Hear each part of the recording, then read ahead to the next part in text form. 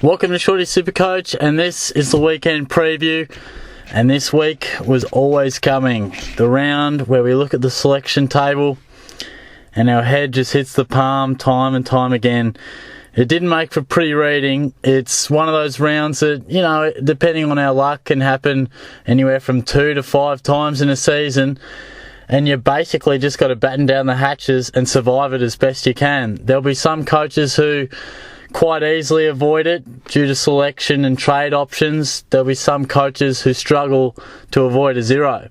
So I'm going to read out the notable ins and outs from a SuperCoach perspective, and of course the outs list is far more lengthy than the ins, and the ins is quite generous at times really too. Robbie Gray is back, which is good. A lot of coaches will either have him or be looking to bring him in soon. Trent Cotchin is in. That's more of a footy one. Not too many SuperCoaches have him. Wiedering is back in. Again, a few will have him, but you should have got rid of him, and you probably still should. Toby Green is back in, albeit on an extended bench, but he will surely play. And Reece Matheson will debut. Jared Jansen is a chance as well. Now I'm going to hit the outs list. Tom Papley, Tom Ruggles, Aaron Hall, Gary Ablett. The Crouch brothers can have a family vacation. Matt and Brad are out. Rioli of the Daniel variety is out. No Wells, no Adams. Dane Beams is out. And of course Matt Boyd is suspended. And Marcus Adams, again, has not been named. Now that's intense. Just going by positions, you look at the back line. You see Ruggles, Matt Boyd, Marcus Adams. That'll hurt quite a few. The midfield is really harsh, as is the forward line, to be honest. Ablett out. The two Crouch boys. Dane Beams, some brought in. And of course, Hall's probably more your forward option, I suppose. And then the forwards, of course, Aaron Hall, Papley, Corey Ellis is even out, my boy. Adams, if you have him in the forward line, Daniel Wells, and Rioli, of course. So it is absolute carnage. I know, just quickly looking at my side before I did the podcast, if I trade how I would like to trade, I'll probably just avoid a zero. I mean, probably if Jaden Hunt gets named, I'll have coverage in the forward line, but it is brutal times, and the take-home message is just get through it. Avoid a zero. You might have to throw out your plans ever so slightly, bring a few forward, or cancel the ones you thought about early in the week. And that's why I say, don't ask me questions at the start of the week, because it all goes to shit when this happens. I mean, excuse the colourful language, but it just doesn't matter early in the week. When you get a teams list like this, you've got to change it up all the time. So, looking at what you can do, I'll run through a few players and my thoughts on whether you should hold them or trade them. And I'll start with perhaps the two most relevant. Gary Ablett. I personally am going to hold him. I still think that he's got plenty more to come. I know he's got niggles, but I feel this week off will do him a bit of good, and he'll still be a guy you want at the end of the year. So I'm going to keep him. I understand if you don't. Daniel Wells, it's totally your call. This is an absolute team preference call. If your team is better suited to hold him, if you can afford to do that, I would probably endorse that, because he might come back next week, if not the week after. Although you can't really bank on Daniel Wells' body. But if you want to trade him, I can't blame you. Bring in a Zorko, bring in a Montagna, something like that, a Dullhouse, someone like that. Deledio next week. I can't blame you. So there's a few there. Aaron Hall, I would simply keep.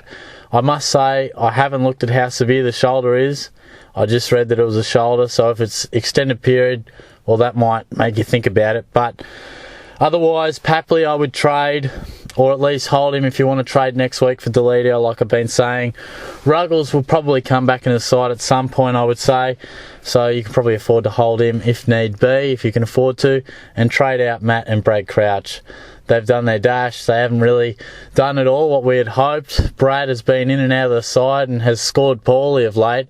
And Matt, while looking the goods at times, has just not reached those pre-season heights. So it's extremely disappointing. But as far as some trade thoughts, Pritis is one I would look to get in, as is Lee Montagna. Deledio I would look to get in next week, but given our carnage in the forward line, you may look to bring that forward and bring him in. But otherwise, you might look to help out your forward line a couple of times in next week. You might, do Zorko this week and then bring in Deledio the next week, something along those lines. Of course, players you could bring in, downgrade options. Darcy McPherson is one you got to think about for sure. Those injuries down at Gold Coast, they're sure to get plenty of game time, these youngsters. And Reece Matheson as well will make his debut. Jared Jansen might as well.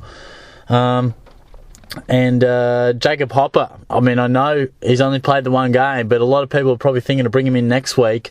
If you can't afford to cop a zero or something like that, you might bring him in this week. I know that's a big risk. He's 190,000 and, he's only played one game. It's very risky. But your cards might be, it might be against you. You might have to do it. So some thoughts there. As I'm doing this, the St Kilda and Essendon teams weren't even up on the AFL site. I'm not sure if they are now by the time this uploads, but let's hope there's no carnage there. Hopefully Parrish's name, Brown, etc.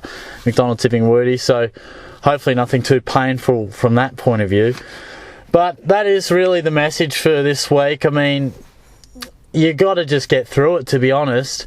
If you can look at your side and have a few emergencies and avoid the zeros, consider yourself pretty lucky, because there'll be players and coaches out there who also have the likes of Basher Hooley as well. Players like that. Rory Laird is still out. You might have been holding him. So it's just some serious carnage, no doubt about it. Just get through it. If you can avoid a zero, that's got to be your goal. From a personal experience, I was probably going to drop Kerridge this week and bring in McPherson or someone like that and trade out Brad Crouch for Pritis. Now, with these moves, I can't really do that or I'll cop a zero. So that's where you probably got to tinker. I probably will still bring in Pritis and then possibly hold Hall and Wells, depending on the severity of their injuries. But you've probably got to keep Kerridge to avoid the zero, and I might downgrade Papley or someone along those lines. I can't quite think of who else I've got in there, because I'll keep Alice. Marcus Adams might go down to him. The only one really playing is Caden Brand, and I probably wouldn't bank on him. So it's tough times. It really is. There's a lot of players that are out, and not too many downgrade options that we'd really like, but a lot of upgrade options coming our way.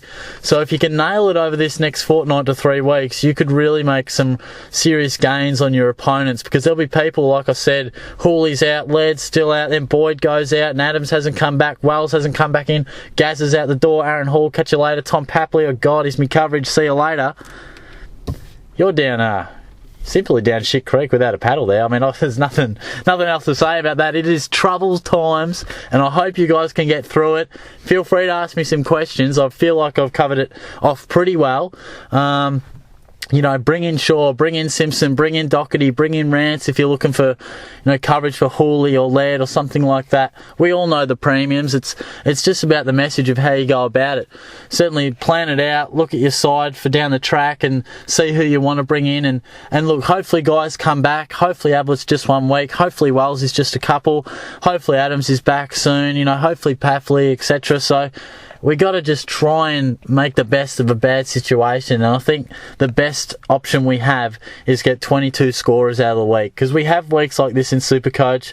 It just goes badly. You look at the selections on Thursday and you already, before you even think about it, you're like, wow, I am behind the 8 ball. But you won't be alone.